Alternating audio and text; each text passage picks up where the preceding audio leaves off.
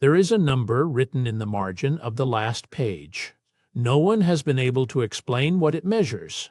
In June of 2011, a Swedish ocean salvage team called Ocean X was searching the Baltic Sea floor for shipwrecks. They were using side-scan sonar, standard equipment, routinely used, nothing unusual about the mission. At a depth of approximately 85 meters, the sonar returned an image that the team's co-founder Peter Lindberg described as unlike anything he had seen in 18 years of diving. The object measured roughly 60 meters in diameter. Its outline was nearly circular, and it sat at the end of a long, straight trail scraped into the seafloor. The story reached the public quickly. Comparisons to the Millennium Falcon were made almost immediately and almost as quickly dismissed. Geologists offered explanations: a glacial deposit, a natural rock formation, a manganese nodule cluster. Each explanation was reasonable, none of them fully held. What was less reported, what most coverage quietly omitted, was that the Ocean X team had also recovered something else from that dive. A waterproof case, recovered from the sediment near the object's edge. Inside it, among other materials, was a journal. From the journal, the instrument stopped working the moment we reached the coordinates, all of them at exactly the same second. The journal had no author name on its cover, only a date stamped in faded ink on the inside flap that predated the Ocean X expedition by 11 years. From the journal, we were not the first team sent here. The coordinates were given to us by someone who had already been. They did not come back with us. The Ocean X team confirmed that the site had no record of prior survey in any public maritime database. No dive logs, no registered expeditions, nothing. From the journal, the sediment around the edge was disturbed, not by current. Something had moved through it, slowly, and from below. Marine geologists, who later reviewed the sonar data, noted an unusual feature. The sediment displacement around the object's perimeter was radially symmetrical. That kind of pattern does not occur naturally. From the journal, I counted the steps from the northern edge to the southern, 63. Each one the same distance. I measured again. The trail behind the object, that long, straight scar in the seafloor, stretched for approximately 300 meters. It was not tapered. It did not curve. It simply stopped. From the journal, the trail does not look like something was dragged. It looks like something arrived. There is a difference, and it matters. And it matters. When the Ocean X team attempted to dive on the object a second time, their equipment began to fail at a consistent depth, roughly 20 meters above the structure. Cameras, communication systems, navigation instruments. From the journal, we have a word for things that cannot be explained by the tools we brought. We stopped using that word on the third day. It no longer felt adequate. The journal's third entry carries a single underlined phrase. The geometry is deliberate, no elaboration follows, just those 3 words, and a blank page after. Geometric regularity at this scale, at this depth, in sediment that old, it is not something erosion produces. Erosion rounds. Erosion scatters. It does not repeat. From the journal, there are ridges along the top surface, parallel, evenly spaced. I ran my hand along one. It did not feel like stone. Ocean X diver Stefan Hogeborn reported similar observations during the second expedition. He described the surface texture as unusually uniform, almost processed. From the journal, Hogeborn is not someone who uses words carelessly. When he said processed, he paused first. He looked at his own hands before he said it. The rock samples eventually retrieved from the site were sent to multiple independent laboratories. The results were not uniform. 2 labs reported mineral compositions consistent with the Baltic seabed. 1 did not. From the journal, The third sample came back with a note attached. The note said only, "This material has not been dated. We are not certain it can be." Standard radiometric dating relies on known decay rates in known materials. If the mineral composition falls outside established categories, the method has no baseline to work from. From the journal, I asked what happens when a thing cannot be placed in time. The answer was a long silence. Then we write unknown. We have always written unknown. What the journal does not explain, and what no subsequent analysis has resolved, is why the object's northern edge aligns, within less than 1 degree, to magnetic north. A 1-degree alignment to magnetic north is not, by itself, impossible. Random formations can achieve it. But random formations do not also have parallel ridges, radial symmetry, and a straight trail. From the journal, we mapped the ridges, 7 of them, equally spaced. The interval between each one is identical to the interval between the last and the edge. It is not approximate, it is exact.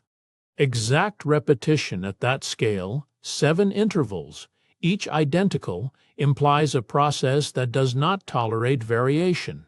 Nature tolerates variation. It is, in a sense, defined by it. From the journal, on the 5th day, one of the team refused to return to the site. He would not say why. He sat at the surface and watched the water. He has not spoken about it since. The Ocean X team's official statements remained measured throughout. They did not claim to know what the object was. They only stated, repeatedly, that they could not account for it. From the journal, there is a difference between not knowing and being unable to know. We crossed that line somewhere around the 4th day. I am not sure we came back across it. Independent sonar analysts who reviewed the raw data noted something that did not appear in most published summaries. A secondary formation, smaller, approximately 200 meters to the northeast. From the journal, the second shape is younger, or it appears younger. The sediment around it has not settled the same way. Whatever happened there, it happened more recently. The secondary formation was never officially investigated. No dive was logged. No samples were retrieved. In the public record, it does not exist. From the journal, I asked who decides what gets investigated and what gets left. The answer was the same as always. Someone above us. Someone we have never met. The journal's next entry is dated 3 days after the secondary formation was first observed. The handwriting is different, smaller, pressed harder into the page. From the journal, we were told the secondary shape was a sonar artifact. A ghost reading. I have the printout in front of me. It is not a ghost. Sonar artifacts, false returns caused by signal interference or equipment error, have a recognizable signature. They blur at the edges. They do not hold consistent geometry across multiple passes. From the journal, the secondary formation has the same northern alignment, within 1 degree. 2 objects, same orientation. That is not coincidence. That is correspondence. 2 structures separated by 200 meters, each independently aligned to within 1 degree of magnetic north. The probability of that occurring by chance in natural formations is not 0, but it approaches it. From the journal, I keep returning to the interval between them, 212 meters. I have seen that number before. I cannot remember where. The number in the margin of the journal's last page, the one no one has been able to explain, is 212. It appears there and nowhere else in the text. From the journal, I do not know if the number is a measurement, a coordinate, a count, or a warning. I only know it was written last, after everything else. Numbers written last in documents of this kind, field journals, expedition logs, typically serve as summaries or reference codes. This one matches no known cataloging system. From the journal, on the last dive, the current changed direction. not gradually, all at once. The water moved toward the object, not away from it. We did not discuss it on the boat. Water does not move toward a stationary object on the seafloor. Current follows pressure gradients, bathymetric contours, tidal forces. It does not reverse direction for a single point. With their each, from the journal, the instruments recorded the shift. We have the data. What we do not have is a mechanism. There is nothing in the literature that describes this. The Ocean X team's depth instruments logged the current anomaly at 14.7 on the final dive day. The log entry was brief. It was not included in the published expedition summary. From the journal, I have been trying to write the final entry for 6 days. Each time I begin, I stop at the same sentence. The sentence is, "We should not have measured it." That phrase, "we should not have measured it," appears in no scientific report, no expedition debrief, no public statement. It exists only in the journal, and it is underlined twice. From the journal, measurement implies understanding. It implies that the thing being measured belongs to a system we already know. This does not belong to any system we know. The Baltic Sea anomaly sits at approximately 87 meters depth, shallow enough to reach, deep enough to obscure. It has been visited. It has been sampled. It has not been explained. From the journal, before we left, I looked at it one last time through the camera feed. The image was degrading, but in the last clear frame, something on the surface had changed. A ridge was gone. No subsequent expedition has reported the same ridge configuration that the Ocean X team documented. The discrepancy has been attributed to camera distortion. It has not been verified either way. From the journal, I do not know what it is. I do not think that is the right question anymore. The right question is what it is waiting for. The journal goes quiet for 11 pages after that. Not blank, the pages are filled with numbers, grids, small repeated symbols, but no words. From the journal, the symbols are not mine. I did not write them. They are in my handwriting, but I do not remember writing them. Memory gaps during deep dive operations are documented. Nitrogen narcosis, hypoxia, and disorientation can all produce them. None of those conditions produce consistent geometric notation. From the journal, I showed the symbols to one of the analysts. He recognized 2 of them. He would not tell me from where. He asked me not to reproduce them. The analyst in question left the project shortly after the final expedition debrief. His name does not appear in any subsequent publication related to the Baltic Sea anomaly. From the journal, he sent one message after he left. It said, "The symbols are a record, not a language. There is a difference. Do not try to translate them, try to count them." There are 212 symbols across the 11 pages. The count has been verified independently. The number does not appear to be coincidental. Univision from the journal, 212. The number on the last page. The count of the symbols. It keeps returning. I have stopped believing it is repetition. Numerological recurrence in field documents is typically dismissed as confirmation bias, the mind finding patterns it is already searching for. That explanation requires the pattern to be approximate. This one is not. From the journal, I have begun to wonder if the number is not something we found. If it is something that was left for us to find, that is a different kind of discovery entirely. When another passed to the ocean. The journal's author was not a mystic. The expedition records confirm a background in marine geology, peer-reviewed publications, institutional affiliations, a career built on measurement. From the journal, I have spent 20 years telling students that data does not lie. I am no longer sure I believe that. I think data can be made to stay silent. 3 members of the original Ocean X team declined to give interviews after the expedition concluded. No explanation was offered. Their names appear only in the initial crew manifest. From the journal, the ones who stayed quiet made a decision I understand now. There are things you carry differently when you do not put them into words. The sonar image released to the public in 2012 was a composite assembled from multiple passes.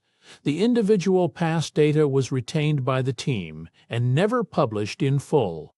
From the journal, the individual passes tell a different story than the composite. On pass 3, the outline shifts, not the image, the outline, the object itself.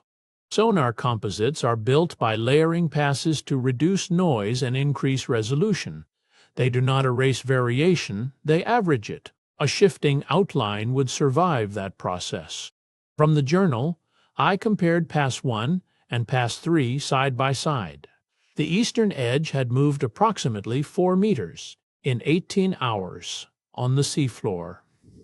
At 87 meters depth, ticking, returning to I/8. Geological formations do not move 4 meters in 18 hours. Landslides move faster. Tectonic shifts move slower. There is no natural process that occupies that interval. From the journal, I told no one on the boat. I kept the 2 printouts in separate folders. I did not want to see what happened if I put them next to each other again. The 2 printouts were eventually found together, folded inside the back cover of the journal. Someone had placed them side by side after all. From the journal, I did not put them there. The journal was locked in my cabin. No one else had the key. I have not touched that drawer in 4 days. The final expedition log shows the author's cabin was accessed once during those 4 days, for a routine safety check. The officer who conducted it filed no incident report, or in the time. From the journal, when I looked at the printouts together, the shift was larger than I remembered, not 4 meters. 6. The object had continued to move while I was not watching. A formation that moves incrementally, consistently, in a single direction, that is not drift. Drift is random. This had a trajectory. From the journal, I calculated the rate. If it continued at the same interval, it would reach the secondary formation in approximately 19 days. I wrote the date in the margin and closed the book. The date written in the margin corresponds to a period when no expedition was present at the site. There is no record of what, if anything, occurred on that day at 87 meters depth. From the journal, I have stopped asking what it is made of, how it formed, how old it is. Those are questions for something that is finished. I do not think this is finished. Sander and Han. The Baltic Sea anomaly remains on the seafloor, unclassified, unexplained. No government agency has formally investigated it. No institution has claimed responsibility for determining what it is. From the journal, the last written words, below the date, below the symbols, at the very bottom of the final page, it knows the interval. I think it always had. The journal ends there, but the story does not end with the journal. In the months following the final expedition, 3 separate researchers independently requested access to the full sonar pass data. All 3 requests were denied. From the journal, a single line found written sideways in the margin of the inside front cover, in a different ink than the rest. The interval is not a coincidence. It is an invitation. That line was not found during the initial review of the journal. It was noticed only when the document was photographed under ultraviolet light, a procedure conducted for archival preservation, not investigation. From the journal, an invitation implies an intelligence. An intelligence implies intent. Intent implies that whatever is down there has been waiting, not passively, but deliberately.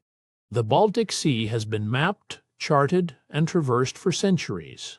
It is one of the most studied bodies of water on Earth. The anomaly was not found until 2000. From the journal, I keep returning to that. Not what it is, but why now? Why did it allow itself to be seen? What changed? There is no verified answer to that question. There is only the object, 60 meters across, sitting at 87 meters depth, with a geometry that does not occur in nature. From the journal, the very last entry, written not on the final page but on the inside back cover, in small, careful letters, I think it has always known we were here. I think it has been patient. The Baltic Sea anomaly has not been revisited by any funded scientific expedition since 1212. It remains where it was found, or where it was, the last time anyone looked. The ocean does not give answers.